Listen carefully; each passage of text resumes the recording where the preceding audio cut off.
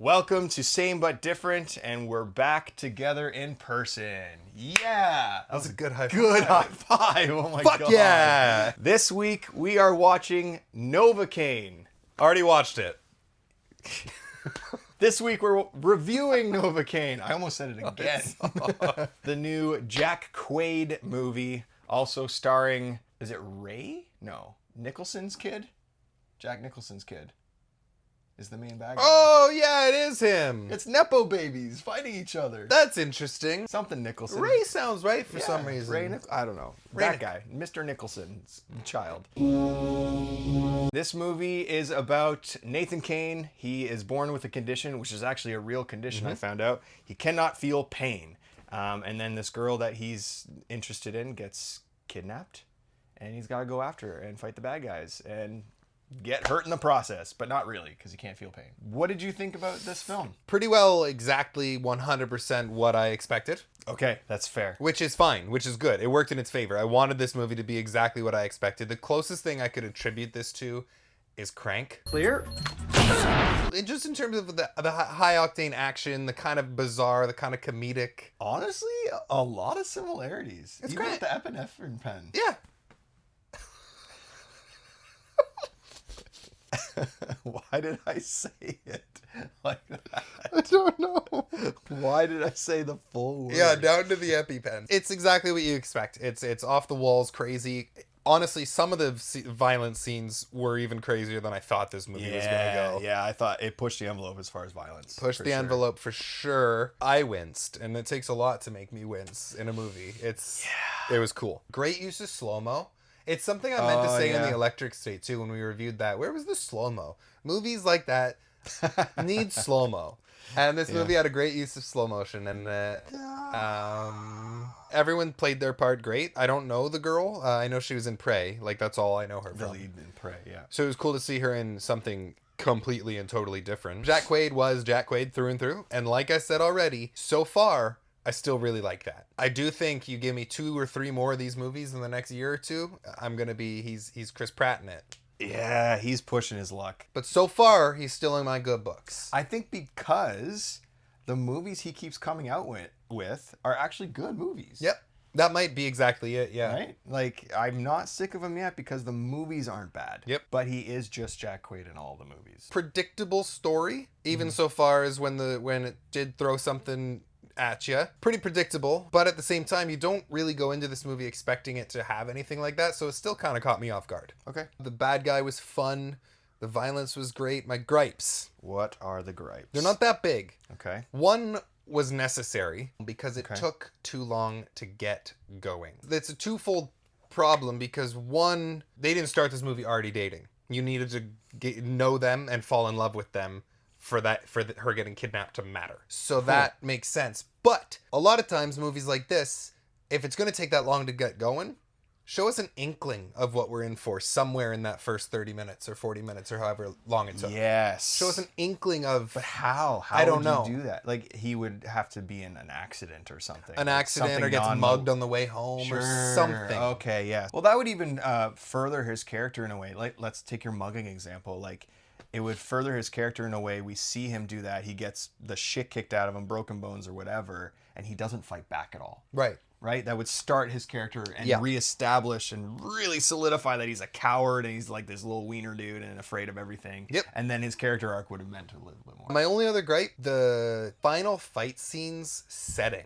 Very lackluster, especially for them being, they kept mentioning the pier. They were down at the docks. Give us a fight on the pier. True. The backdrop for the final fight, this isn't spoilers. It's just shipping crates. You know, the set for a final fight in a movie like this, it should have been on the fucking pier. I would argue like the moment in the garage to the end of the movie, that all the background seemed like, you know, production design kind of like went on strike. Yeah. Overall, just a really fun time. There's not a lot to say that's bad about this, but obviously it's not this incredible write home about kind of movie. I gave it a solid 7. Okay. 7 out of 10. Super fun time. If you like Jack Quaid, if you like action, and you like going, oh my fuck, go watch this movie. Okay. All right, I'm very much in the same boat as you. I figured. Yeah, I had a really good time with it. It was more violent than I expected, which is always a pleasant surprise for me personally. The more violent a movie can get, the better, in my opinion. Like, just because it like, and that sounds sadistic, but like, it keeps my attention more and better than if it wasn't. You know, imagine this was PG. Oh my God. Ugh. Jack Quaid is Jack Quaid. He never does a bad job. Nope. He kills the characters that he's in every time, but I'd love to see him expand a little bit more one day. Mr. Nicholson, possibly Ray Nicholson. I think it's Ray. He has been popping up lately a lot. He's being typecast as a psycho person. He plays it very, very well. Maybe even a little too cartoony sometimes. I loved the organic way it showed us him getting hurt, except for that little tiny scene in a house where the house is booby trapped. That seemed a little forced. The writers being like, okay, we really need to show what he can take. Yeah. You know? Yeah. But up until like Home Alone or whatever he said. Yeah. Or he said Wile E. Coyote'd his house or something like that. Which it was. It was a little Looney Tunes. But up until that point, everything that happened to him was very organic. And it wasn't a forced way to show us that he can get injured and not feel anything. And then that part happened, which was entertaining for sure. But I'm just like, this is not a thing that happens. It's almost like the equivalent of a montage being like, this is everything that could happen. Yeah. Back to the plot. The relationship they had with each other, I bought it. Yeah, absolutely. I bought it 100%. They seemed like they were both looking for someone to love, and they both fit each other perfectly. Mm-hmm. My biggest gripe of the film was that scene at the end, not near the end, in the mechanics shop. It seemed like the dialogue and the action that was happening, and when I say action, I just mean like people walking around and like waving their arms and stuff. There wasn't like blocking. Yeah, blocking. Okay. It seemed like it was stretched out so much to fill time. I was like, this dialogue is terrible. I really didn't notice. Oh my God. It was the typical, like, I'm going to shoot you now, but I'm going to talk about it for a really long time before I do and tell you all the reasons why. And click, pulls back the hammer. I'm definitely going to do it now, but let me talk some more about it. Oh my God. That didn't bother me because to me that's the 80s action movie cliche, and this movie was almost an homage to older kind of action movies in a way. Maybe, but I don't know. It felt like they were trying to fill time. It was already only a 90-minute movie. Like, I'm only going to say this. This is not spoilers, but you will understand what I'm saying when I say this. Those cops were the dumbest fucking cops I've ever seen on screen. Maybe not ever. That's a hyperbole, but holy shit. It's a little bit of a spoiler maybe to say that, and I can get into it later when we do a spoiler section, but man, there's one thing that happens when I'm like, dude. They have training for this. They shouldn't be made. You should not write your characters who are cops to make those sort of mistakes. 100%. Just ridiculous. That's all I really have to say about the film. I enjoyed myself. I had fun. That's the most you can hope for in these kind of movies. Just walk out and have fun with it. And yeah, I gave it a 7 as well. Okay. Yeah, I'll give it a 7. Why not? It's a generous 7 for me. Quick spoiler talk. Spoiler. At the end of the movie, before it continues, they put him under 6 months house arrest. Yes. If the movie ended timely enough, the sequel to be he's got 1 week left on house arrest, and there's another brother or cousin or family member who wants to get revenge. He has to Home Alone his house because he's stuck there. Oh, man. Because they talked about Home Alone. Yo. It would have been they could have done it with a smaller budget. It would have been so fucking cool.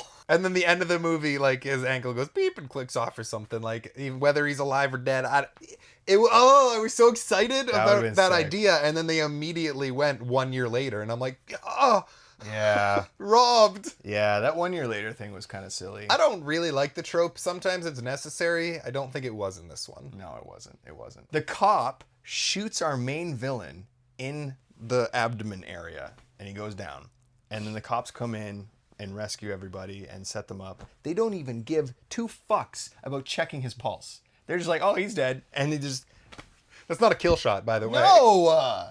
They just go about their day and don't even acknowledge him at all. The person they just shot, they don't even acknowledge that. And no surprise, he gets back up and shoots the cop in the neck. What? Yeah. Yeah. Obviously. When it happened, I was like, yeah, Okay. Yeah. Like, I only know it from movies. I'm not a cop, but what I've learned from movies, cops in school learn chest head. Even if it's not a kill shot, you're going to go over Handcuff the fucker. handcuff him, check the pulse, make sure, like, put pressure on this. Very weird. Clearly, he'd be on the ground, like Yeah. Yeah. Imagine getting shot and being like, oh, I'm just going to pretend. I don't, it's fine. That was NOVOCAINE. Have you seen NOVOCAINE? Nathan Cain, the man who can't feel pain. Throw it down in the comment section below what you thought of the movie. While you're down there, subscribe to the channel, like the video, hit the bell for notifications, all that good stuff. You know what to do. We love doing this. We're going to keep doing this. And next week, to prove to you that we love doing this, we're going to watch the new Snow White. Yeah! So much about this movie already sucks. Already. Gal Gadot and Disney. It sucks since pre-production, man. Like, everything we've gotten up until now. Yeah. Everything has sucked. The worst CGI dwarves I've ever seen. Yeah. We're going back to, and not to lay shade on your favorite Christmas movie, but it looks like Polar Express. It's not my favorite Christmas movie. I don't even think it's top 10. I just like the movie. It's just a good movie. Yeah, who cares? We're going to watch it. We're going to review it. So come on back next week and watch us make fun of a movie, because that's what's definitely going to happen. In the meantime, keep watching movies. We love you. Love you. Bye. Oh, Gal, go away.